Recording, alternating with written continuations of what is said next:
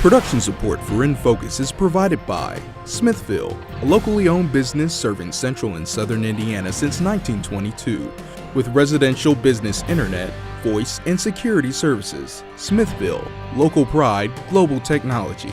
Information at smithville.net. The Herald Times featuring Hotline, every weekday where reporter Marcy Krebs answers your questions about local oddities and curiosities. Online at heraldtimes.com. Hoosier Energy, providing electricity for central and southern Indiana electric cooperatives and their member customers. Information at hepn.com. And by viewers like you. Thank you. Today, trail systems are doing more than just giving Hoosiers a place to walk or ride their bike. They're connecting community destinations, schools, recreation facilities, and cultural and historical sites. But not every community has the desire or the money to improve its trails. Tonight, we'll discuss trail systems across South Central Indiana and the impact they have on local economies as we put trails in focus.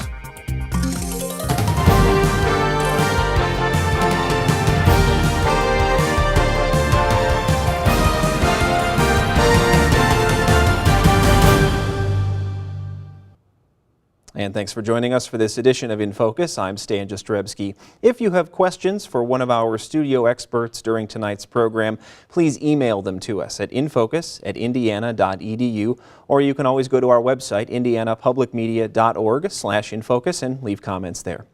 Well, some Hoosiers commute to work in their cars or in buses. Some communities are suggesting that more of their residents use their feet or their bicycles. As WTIU's Alex Roy reports, trail travel is becoming an increasingly attractive option, but they are not popping up everywhere. Mike Kutzko gets a lot of exercise as a Columbus firefighter, but it wasn't until he started commuting to work every day, year-round via bicycle, that he really noticed a difference in his health. I've felt so much better since I've been riding, and I've been riding here consistently for probably the last 4 or 5 years. Hardly ever get sick anymore, other than, your lucky Indiana seasonal allergies. The People's Pathway is a paved trail that circles the city of Columbus. The first parts of the path were built in 1983 after a group of community members pressed local government for its creation. I always refer to it as kind of the I-465 of people trails. So that's sort of the goal, is to have a loop so that, and feeders that come into that loop, similar to what you'd see around Indianapolis with the highway, so that no matter where you are in the county or even outside the county, you can link into our People Trail system and get anywhere in Columbus. For many Hoosiers, though, a quick commute on a local trail isn't a viable option. For a city the size of ours to have almost 20 miles of people trails in a community is very unusual. You have to go up to Indianapolis to the Monon Trail to see a trail system that's comparable to ours. Though funded mostly by state and federal grants, the city was required to provide a local match. This section of trail, for instance, the Hog Creek Trail, was about a $1 million operation. Our share of it was $250,000, which we raised locally through various means, various donations, a big fundraising campaign as well. In Bloomington, the Parks Foundation has helped raise large amounts of money to beautify the Beeline Trail and has accepted planters, benches, picnic tables, and artwork as donations. That is about, for the Beeline, about $100,000 has come in to enhance this trail and make it even better for the benefit of the community. But it's not only the people using the trails who are profiting. There is research and documentation that shows that there is an economic benefit from trails. Businesses locating near trails. People make purchasing choices based on being on the trail. You buy something from a restaurant, you stop in at a shop. Further south, on the old CSX Railroad property, Bloomington is developing what will be one of its biggest parks yet. The Beeline Trail will take people directly there. In 2006, Governor Mitch Daniels doubled state funding for trails from $10 million to $20 million and pledged to have every Hoosier living within 7.5 miles or 15 minutes of a trail within a decade. But recent budget woes have rendered that future uncertain. With nearly 2,000 miles of trail laid across the state, Mike Kutzko says it's still tough to try and convince people to use them. I'm working on that. It's still a hard idea to, a lot of people I work with may live out of town, and it's, it's not as convenient as it is for me. But I just enjoy riding. We'll take a look at the road ahead for people and pathways as we put trails in focus.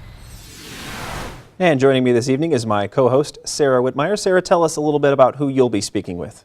Thanks, Dan. Coming up, we'll talk to Eric Oberg. He's a development officer with the Midwest Rails to Trails Conservancy. So we'll have that conversation in just a bit. For now, back to you, Stan. Thanks, Sarah. And joining us here in the WTIU studios tonight, our City of Bloomington Parks and Recreation Director, Mick Renison, Director of Outdoor Recreation with the Indiana Department of Natural Resources, Steve Morris, and Jeff Bransford, who's the Associate Director at the Epley Institute for Parks and Public Lands. I want to get a thought from each of you, and Jeff, we'll start with you on this first one. I think when people think of trails, they think of this place where you can exercise, you can run, you can ride your bike. I wonder if you think people have almost too narrow a definition of what trails can do and what they can even do for the community around them. Well, you're right. Trails have been proven to have several different benefits to the community, and recreation is just one of those aspects. And as we just saw in the segment, a lot of people use that for health and other wellness sorts of activities. But in addition to that, they've been proven to stimulate economies by allowing areas for there to be increased public access to businesses and other special events. And especially here in Bloomington with the Beeline Trail, that's proven especially valuable with the farmers market and some of the other activities that they have in close proximity to the trail and at hub areas. Steve, your thoughts are, your group helps to maintain and oversee the trails in Indiana. Are you seeing that people are thinking of trails as broadly as they should? Well, I think it depends on where you're at. In a place like Indianapolis, where there's a pretty strong trail system, and like there is here in Bloomington, you're beginning to see people more and more out to improve their health, not just for what we thought we were going to develop them for was recreation, but we're seeing that more and more people are looking to these trails to improve their health. And at the same time, beginning to see that they can use these trails to get places that they need to go. Get to work, get to school, get to shopping. And so they're seeing these as modes of alternative transportation as well. That's an interesting point, and that's something we actually came across in researching this show. And Mick, I wonder if people come up to you and say the same thing that they said to Alex Roy when he was out doing our story.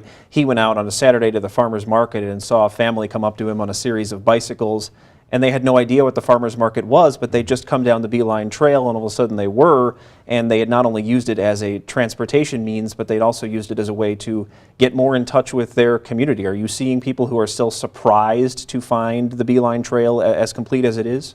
Well, that, and I think that we also see this connection of people on trails that you might not have had this amenity not have been provided so that people can interact with their neighbors.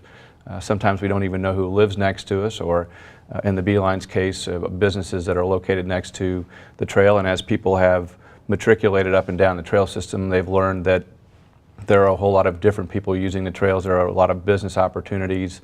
There are property values that are increasing, and there's just this interconnection that I think is integral to life, is to have some connection with people, and the trail systems we've seen provide that extra benefit.